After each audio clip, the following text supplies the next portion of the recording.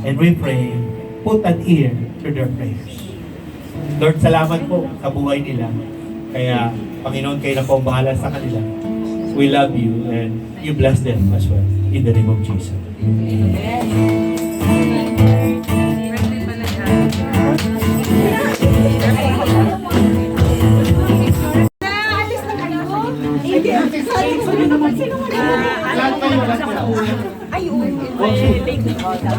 Sige, ingat.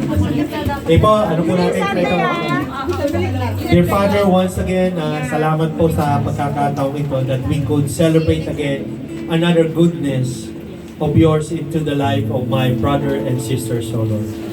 Lord, for many years na po silang iniingatan and their life is a testimony of how good you are to them.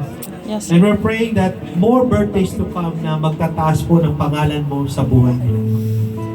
Marami po silang pinagdaanan pero nakaraos po sila because of you and you alone. And today is another day na magpapasalamat po muli kami. Bilang kapatid po sa pananampalataya, sumasama po kami sa kanila sa pagpapasalamat po sa iyo. Lord, we pronounce blessing upon blessing upon blessing upon blessing on them. They have their own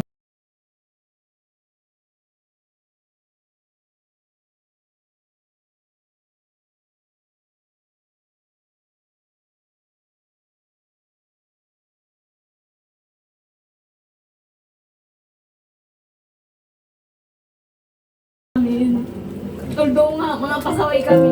Sa always na, pagbibigay sa amin ng mga reminders kapag kami naliligaw na ng landa. Salamat po at sa alam niyo yung ang dami naming natutunan ang mga word of God. Salamat po sa although kayo yung ginawang way ni Lord para unti-unti kami mabago. Alam niyo naman, sobra din ako pasaway ng magunta ako dito. Although until now, pasaway pa rin. But at least, At least. sobrang salamat sa ayun yung sabi nga ni Sis Pinky, yung naging haligi ng pangalawang tatay namin dito sa Earth. So, sobrang maraming salamat sa walang sawang pag-remind sa amin. Then, walang sawang panalangin na lagi niyong siguro nga po hindi kami mababago without your prayers. Kaya marami pong salamat. Kasi lagi po kayong nandyan.